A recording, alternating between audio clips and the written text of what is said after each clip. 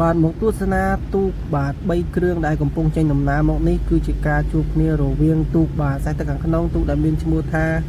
បាទពេជ្រសេរីគឺជាទូកដែលស្ថិតនៅក្នុងវត្តបាទសេរីមង្គលរកាកោង2ស្រុកមុខកំពូលខេត្តកណ្ដាលចំណែកឯខ្សែទឹកកណ្ដាលទូកដែលមានឈ្មោះថាមហាពេជ្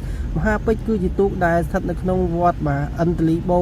ហៅវត្តពុករស័យឃុំពុករស័យស្រុកសៃកណ្ដាលខេត្តកណ្ដាលចំណែកឯខ្សែទឹកខាងក្រៅបាទទូកដែលមានឈ្មោះថាឧត្តមមង្គលសកទេវរាជនិមិត្តសែនជ័យបាទទូកនេះផងដែរគឺស្ថិតនៅវត្តពីមង្គលបាទស្រុកមុខកំពូលខេត្តកណ្ដាលដូចគ្នាយើងឃើញថាខ្សែទឹកកណ្ដាលទូកដែលមានឈ្មោះថាមហាពេជ្រពាក់ស្លាកលេខ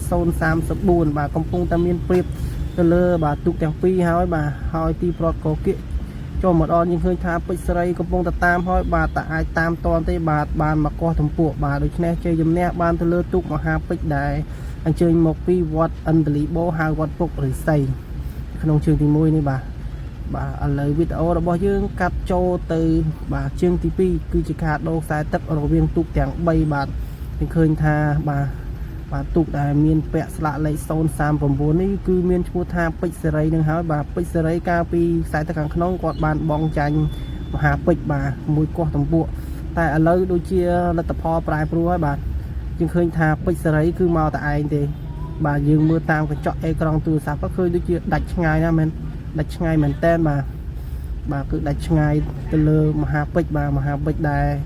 ជាទូករបស់វត្តឥន្ទលីបូហៅវត្តពុករស័យបាទយើងស៊ូមមកឲ្យគៀកប៉ុណ្ណេះទៅបានឃើញថាបាទដាច់ឆ្ងាយមែនតែនចុងផែតបាទទូកជាងបាទដូច្នេះបាទ